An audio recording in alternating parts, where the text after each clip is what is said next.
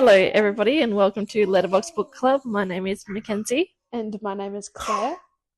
My name is Claire. Yes, and that is Penelope.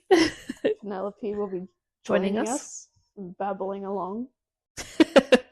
And today we have a bonus episode for you all. Mm-hmm. We are currently recording this in June, so we thought we'd do a little bit of a EOFY style episode. And for all of you who don't know what that is the end of the financial year. It's such a weird thing to want to celebrate.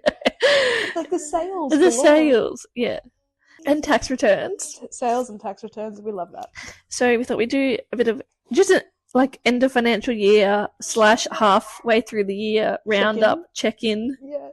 How's it going, everybody? We feeling good? Yeah. It's winter, so... it's been depressing. Yeah, how's that going for everyone? Only affected by those where it's currently winter. Where it's currently winter, sorry. Wherever it's summer must be nice. Yes. Or at least nice. I feel like our winter started I feel like in May we were getting really cold. Yeah, it was cold, rainy and wet. Yeah. And now it's just been cold and miserable. Yeah.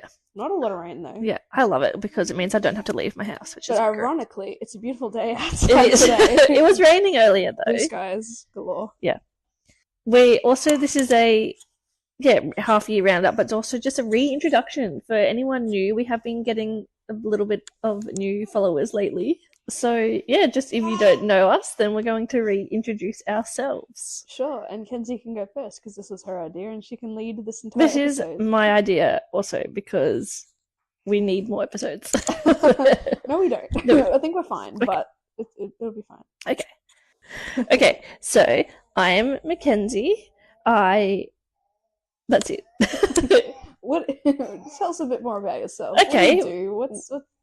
Okay, I am Mackenzie. I am currently a stay-at-home mum because I love my children. Not saying, oh no, I don't mean that. I'm keeping it in. No. Okay, I'm a stay-at-home mum because I am fortunate enough to be in the position that I can be a stay-at-home mum with my children. It's funny how these days you have to have that justification and that acknowledgement. Like, it's a privilege. Yeah. It's like, who cares? Yeah. Like, you're stay-at-home mum. Yeah. Who cares if it's a privilege or not? Yeah. You know? And I got into reading as a young one because I was lonely and needed more friends. So I started reading. And I think like everyone, I suffered a bit of COVID burnout. Mm-hmm. And then suddenly Book Talk came into it. Mm-hmm. And I started reading again. We started on ACOTAR. And then from there, the love has grown. And I've read so many books since then. Yeah. It's funny. I think ACOTAR really has been the kickstart for a lot of people to get back into reading. And love it or hate it, like people should just be grateful for that as well. Yeah. Like it had become that stepping stone. Yeah. And I would say my favorite genre is probably romantasy. Mm-hmm. Yeah, because I like being able to put myself into a fantasy world and imagining all the cool things. And I also just love romance and smut. Yeah, for sure. Yeah, and I feel like the term romantasy has really come about in the past year and less than a year. It's becoming the forefront of people's genre taste. And like 2 years ago, I wouldn't have expected romantasy to be like a genre-esque thing. So, it's cool. You're a part of the ever-evolving book world. All right. Your turn. All right. My name is Claire. Also read quite a bit when I was younger throughout high school, and then just stopped focusing on school and just like home personal life. Didn't really have a lot of time. I was fortunate enough to work a lot throughout COVID, so I didn't really get a lot of COVID burnout, but my schedule was still the same. But then Kenzie was banging on about this book because she's like, you gotta read it. And I'm like, oh, apprehensive. And then she just let me borrow it and then hooked ever since as well. Yes. This is how she established her little power dynamic fetish that she has going on. She likes being the first one to finish reading, holds all the power. Yeah. But it keeps you motivated. Yeah. When I read ACOTAR, I read the whole series in a weekend. Yeah. And then you read it again at some point. Yeah. And then now I've done the graphic audios. Yeah, she's yeah. And also We should also say, for those wondering why we're called Letterbox Book Club. Oh, for sure, yeah. We're called Letterbox Book Club because although we kind of missed, peak COVID, we still had some sort of like in and out of lockdowns. And so we would drop we would drop a book off in each other's letterbox, and that's how we borrowed each other's books. Because there were still restrictions around going to people's houses and socializing in that sense. So like it was safer and more convenient. And we lived quite close by to each other, so like if it's not really out of the way, then you could just pop in and the Bridgerton is happening as we're watching as we are talking. So have you seen all the you can cut this part, but all the discourse about this actress? No, I'll tell you afterwards. Okay, or you can leave it in and this will be a mystery for everyone listening. Sure. Okay. What happens? She apparently has come out saying that like Bridgerton like ruined her life. Like she suffered Yep. I heard that. Yeah. But how has it ruined her life? I don't know. But I have heard about that though. Yeah. If you know, you know. If you're a Bridgerton stan, hit us up.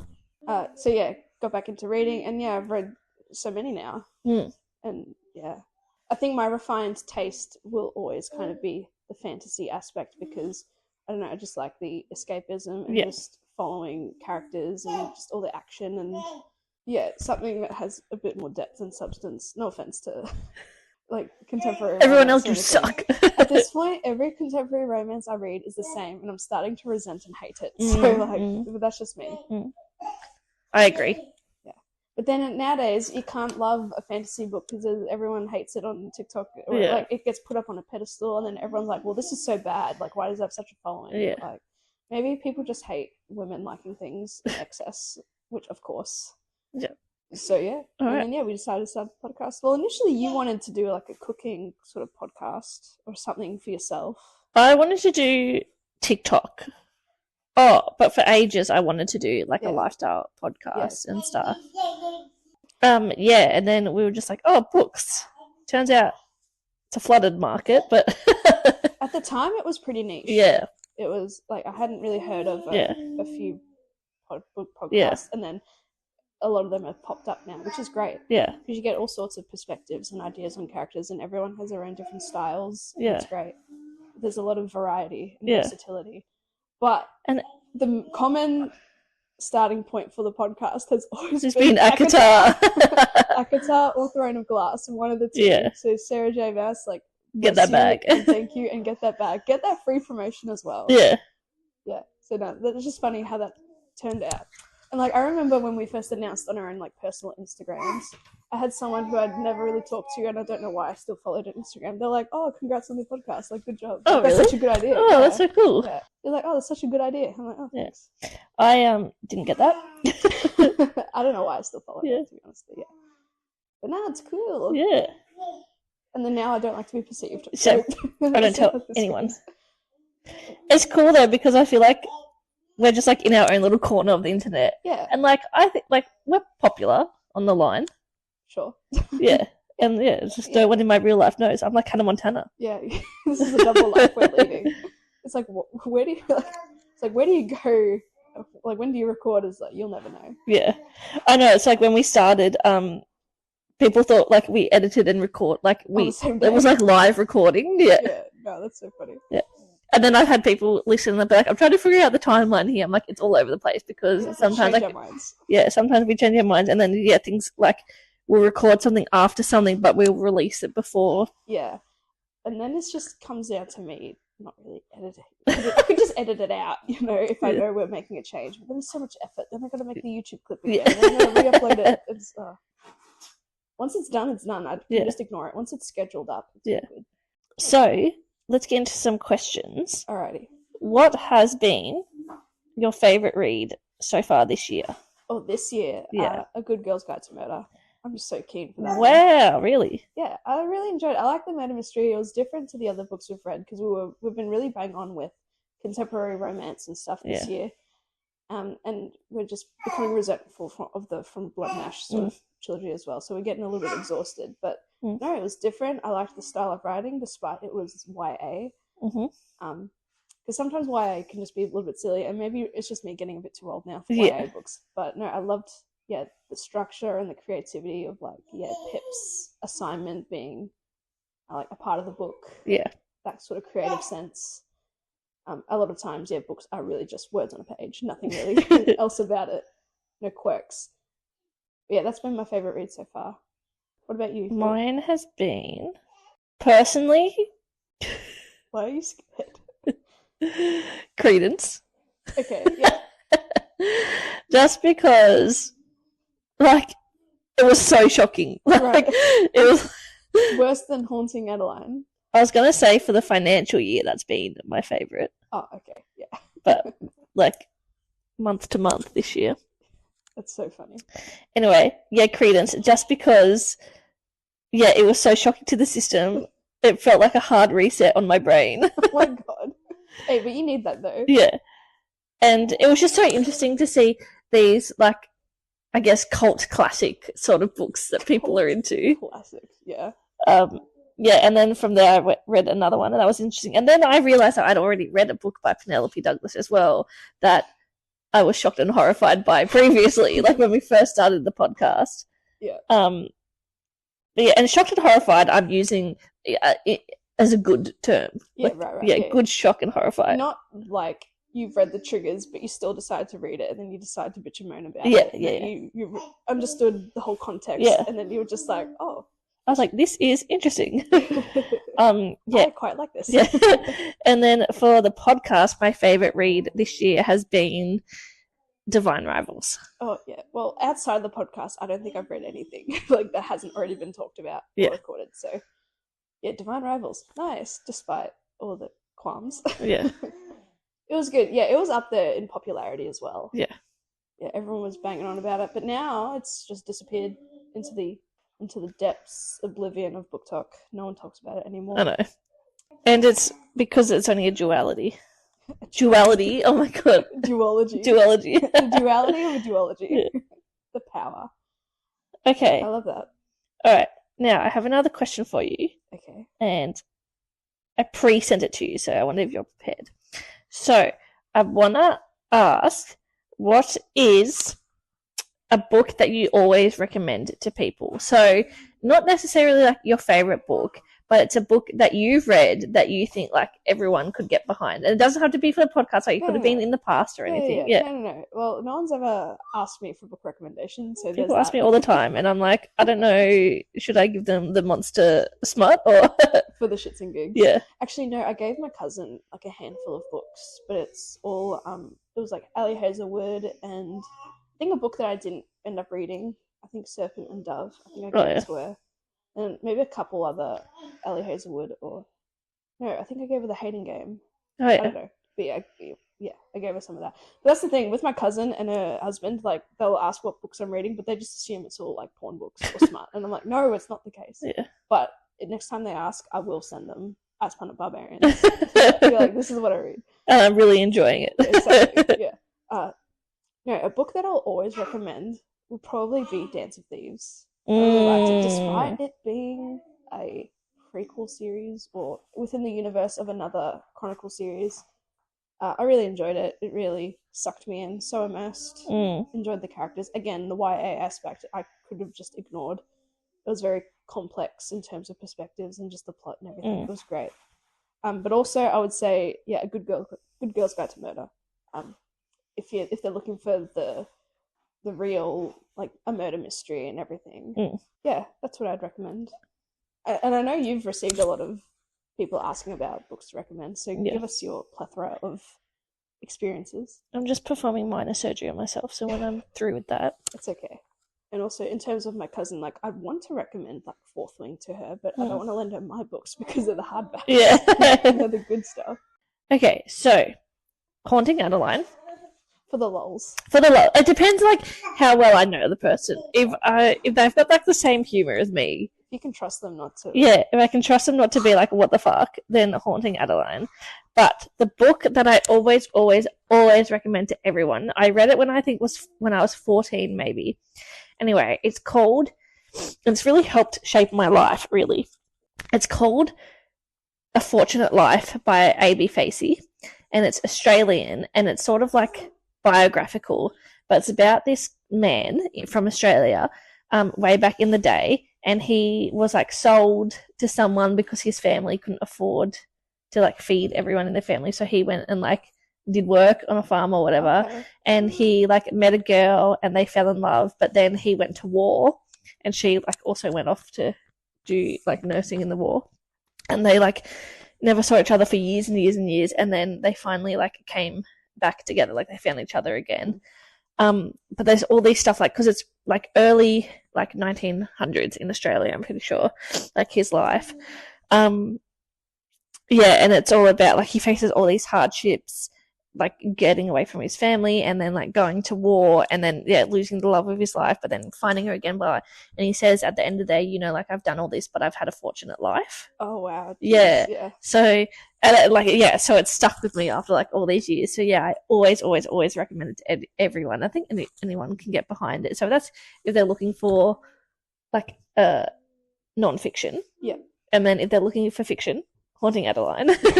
Or I will always go for like a Colleen Hoover. I always go for like Reminders of Him or November 9th or something like that. And then if they're looking for something saucy, now I will go like Chestnut Springs. Yeah, for sure. Yeah.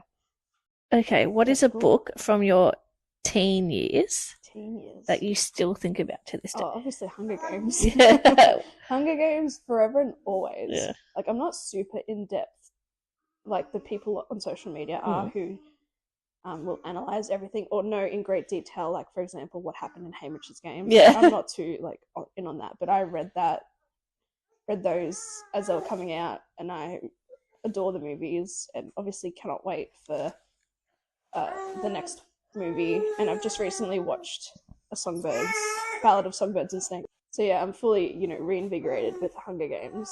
So that's me. Okay, so you read Hunger Games in high school and that's really stuck with you. I read the Skullduggery Pleasant books. I've always wanted to and I never finished the series because I think there was like a really long wait between books. Yeah, I remember in high school, a group of friends, they were like in on it and they were like always waiting, and they would be so excited when the next book would come out. Yeah. That would be such a tackle for the potty. Like I really want to. Because like some of the books are like big boys. Yeah. We should do it. Yeah. It's very YA. We have so many big ideas though, but like we have done nothing to attribute to that. Fuck. All right. No, we'll try. Yeah. Okay. So Skullduggery Pleasant, and then wait, what's that like about? I know it's like like a skeleton undead dude. Yeah, he's a skeleton detective. It's basically like a world behind our world. Oh, okay. And he's a detective. And he can go in and out of our world? There's all these, it's like veiled, Oh, okay. Right. Yeah. And so there's like necromancers and stuff, and like it's cool. And like you have like they talk about how you have 3 names, like the name you were given, the name you choose, and then like your true name. Oh, okay. And like lots of people don't know their true names, but whoever knows your true name like has power over you and stuff. It sounds very fae. Like there used to be fae folklore. Yeah, and then of course like the main girl's like the chosen one and stuff. Course. But it's cool. Yeah, there's that fae folklore where it's like if you know the fae's true name, you have power over them. Or even like in a spiritual sense with a demon, like if you know a demon's true name, you have power over it as well. Yeah. I love that. I know Skullduggery, there's like 1,800 books in that series though, and they're all big. Maybe we can slowly chip away at it. Fuck the John Green idea that I had, and like we can just focus on Skullduggery. I mean, I was going to say that I also Looking for Alaska was another one that really stuck with me, so I still think we should do the John Green revisit. Yeah, so many big ideas, and then arcs are coming up, and it's like the thing is though, is we have nothing but time. When I'm unemployed, I can special this out. Okay, my dreams will come true. Don't worry, I'm in the process of quitting, so like, I'm very excited about it. Taking a sabbatical from employment, it's going to be great. It'll be before my holiday. And now if people ask, oh, like, what do you do? You'd be like, I'm on sabbatical. I'm on sabbatical, yeah, exactly.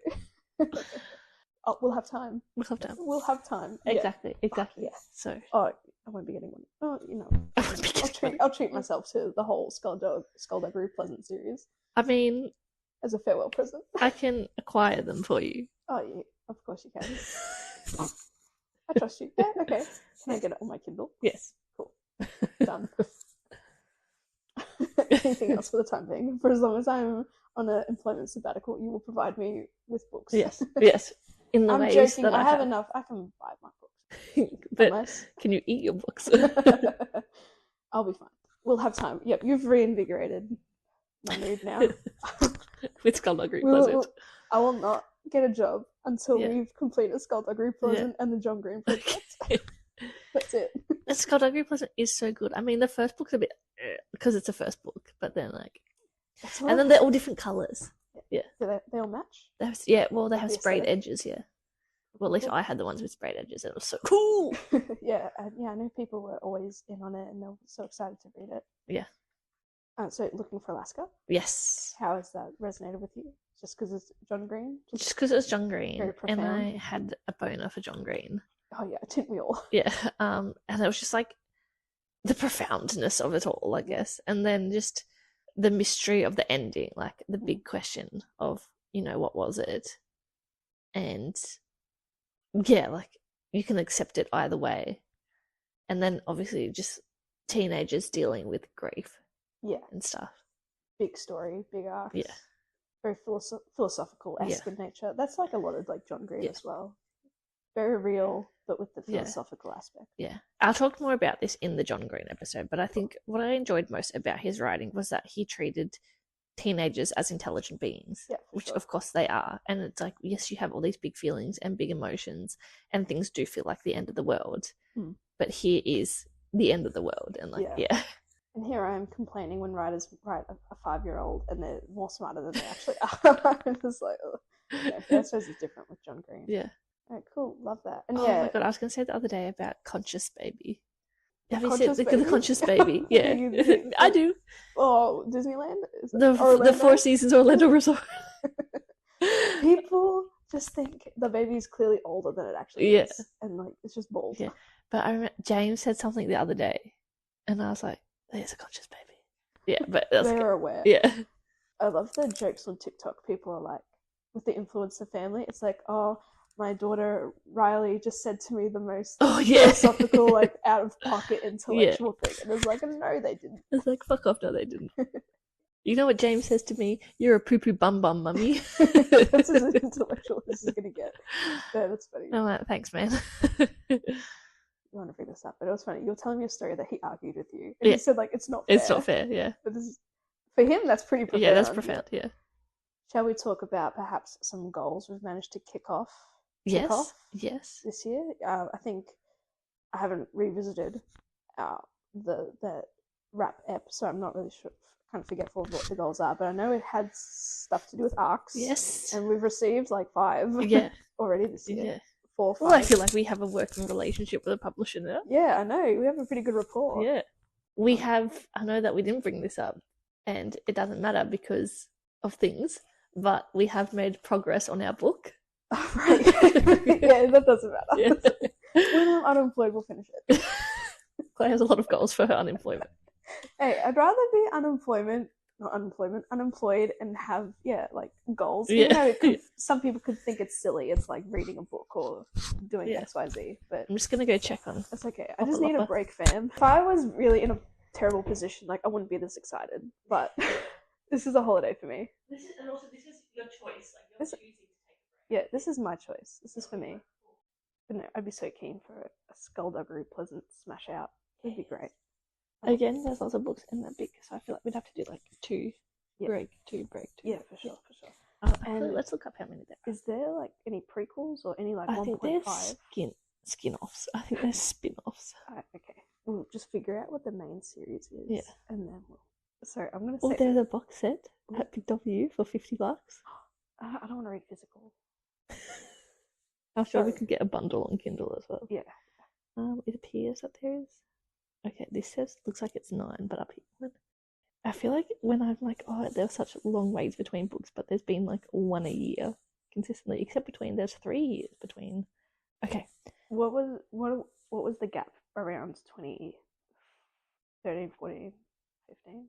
Well, or has it been a 1 a year? So there was 2007, 8, 9, 10, 2 in 2010, 2011, 12, 13, 14. Oh, so 1 but a year. Then 2017, then 2019, okay, 2020, 2021, 2022. Oh, so when I was in high school, it was like 1 a year. Yeah. But even like a year is still a big wait. Yeah. So I only read 6, 7. I think I read 7. Damn, there's a whole other half out there for you to explore, Kenzie. It's crazy. I was feeling conflicting emotions for this skeleton. Like, I wanted to fuck the skeleton. This is the start of all your problems. He is your first morally grey cat. Is he like morally grey, or he's a detective? Like he's a good guy. No, he's morally grey. Oh, okay. So there's more coming. Okay. It's ongoing because it was phases. So there was phase 1, phase 2. Okay. Should we record in phase 1, phase 2 instead of individual books? Yeah. So phase 1 was 9 books. Phase 2 was 6 books, and then phase 3 will be 3 books.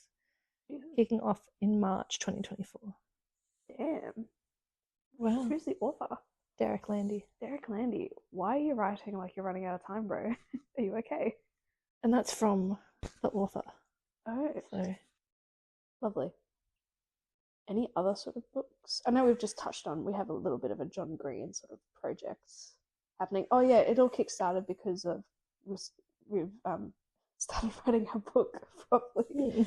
There's been like a 3-day stint where we're just like busting ideas. Yes. Busting our nuts, if you will. Busting nuts. I'm not choosing the right words today, apparently. Oh yeah, and our goals. Yeah, that's what we were really ultimately about. Oh yes. Yeah, we've received some from Hatchet, Penguin. I think predominantly from Hatchet, which has been really grateful and really nice of them. And others you've just like sent feeler sort of emails out to, and they've kind of gotten back to us, but Hatchet's been really like bang on, like here's a newsletter, here's what's coming up, would you like this? Yeah, you can request what you'd like. They've been we have a good rapport with them, and I'd say with Penguin as well, because you've been corresponding with them as well. No, it's been good, it's been fun. We've received Not in Love. We've received Wild Love as well. The Rivertown Vet. Love Letters to a Serial Killer. Yeah, I'm pretty keen for that. Like, I'm turning into a murder mystery sort of gal. Yeah, and like, I do love a murder mystery. I love a thriller. Yeah, oh yeah, thriller. I would love to have a thriller right now as well. I want to feel scared. I want the tension. I want to be stressed out from this book. We received one called The Dark Immortal, which comes out in September. Vampires are so back. Yes. I have not read it yet, but I feel it's going to be so good. Also by an Australian author. By an Aussie, yes. Oh, I can't wait. It's such a unique idea too. And yeah, that's it so far. May there be more by the end of the year. Yes. And we'll try and weave them in as best as we can. With our already growing catalogue. Yeah, no, it's like there's so many ideas, so much you want to do, but like, yeah, we only post once a week, and I don't want to stress ourselves out by doing like 2 a week. Then we run out of catalogue real quick. Exactly, yes. So I'd rather have an abundance and then the odd bonus. Yeah, and I like having just once a week, and then every now and then we have our little bonus apps. Yeah, whatever we want to do. Yeah. Anything else you wanted to kind of like catch up on in the end of financial year check-in? Any book sales that you want to like? I don't know. I don't know when this is going to really be uploaded. So like, I don't know if the sales would still be around. But... Well, I know the Big W is having a big sale, but they always do. They always do. I'm sure, like Dimmicks does. Yeah, I think Dimmicks is doing a big sale as well. 3 for 2 or whatever. Yeah. But I hate that it's always the cheapest. I know. It's so stupid. It's like, no, make it the most expensive one. Please. Yeah. Imagine like you get the hardback cover of whatever. It's like $70 for free. Definitely. Any funny like book talk related TikToks or like funny moments, or I don't want to say drama because I don't think there's really any drama anymore. Just a lot of people are like, book talk lied to me. Book talk's too obsessed with this, that, and the other. I haven't seen anything recently. Nah, me neither. Although I haven't really been on TikTok that much recently either. I mean, you have been pretty busy. You're out here building and renovating your house. Yes. Not building the house, but building like bookshelves and stuff. So that I can finally display my pretty books. Yeah. I know, just ever since I've been a Kindle gal, I have not bought a physical book. You've given me physical books for birthdays and Christmases. I like the trophies. Oh, at least then, you actually own it. Whereas on Kindle, you just own the license to have it. Like the internet could be dead tomorrow and I have nothing. Well, it's like with Kindle Unlimited, you can only have a certain amount at a time. Oh, and I keep forgetting that I recently have Amazon Prime Video, and that I can get a couple of free books to read with Prime reading. Like, what's the point of Kindle Unlimited if you're going to have Prime reading? I don't know. Too many intricate services available for us. Oh, and yeah, I guess just like in general, bookstores just like going out of business because they can't compete. Yeah. Which sucks, but Sorry, I'm just trying to wait for her to go to sleep. it's okay. I don't think we could hear her. I know, but I can. I don't know what else to really talk about. No, I was just gonna say, if there's nothing else to really bring up, like, what other kind of media have you been consuming lately? Bridgerton. Just Bridgerton, yeah. The Boys. The Boys, yeah. My cousin really likes The Boys. Yeah, I didn't like it at first, but I've gotten into it. I know that it's pretty violent and it's like a really intense superhero sort of show. Yeah. Very like dark and grim. It's a black comedy, I would call it. A black comedy, lovely. And I know like House of the Dragons come out this week. Yes, I watched the first episode. Yeah, I might watch it at some point. But yeah, no, very good. Yeah, same with me, Bridgerton.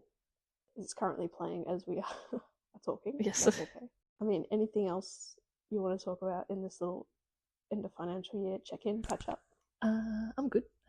I'm good. Yeah, I think we've covered everything. All right. Like, so happy for the next half of the the start of the new financial year, I guess. Yes, thanks everyone for listening. Enjoy your EOFY. Hope you get some good deals. Yeah, this is so funny. This is so silly. There's no one is asking for this. That's okay. I am asking for this. You just wanted to talk a lot. Yes. This is fine. I need to get my zoomies out. Oh, right, of course.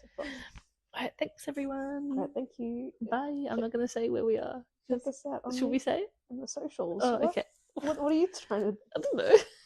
Hello?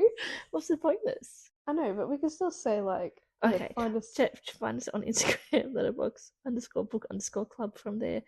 Our link tree is in the bio where you'll find us in all the places. One day we'll have a proper stream of consciousness sort of episode where we just talk shit, mad shit. Yeah, everyone, everything. Just become a hater of everything. But yeah, no, check us out on the socials. Thanks for listening. If you've stuck around, tell us like what you've been reading. Yeah, what do you recommend? In this EOFY. You just want to say EOFY. I love EOFY.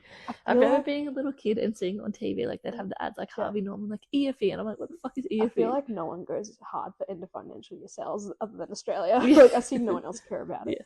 No, that's funny. Yeah, tell us what you've been reading. What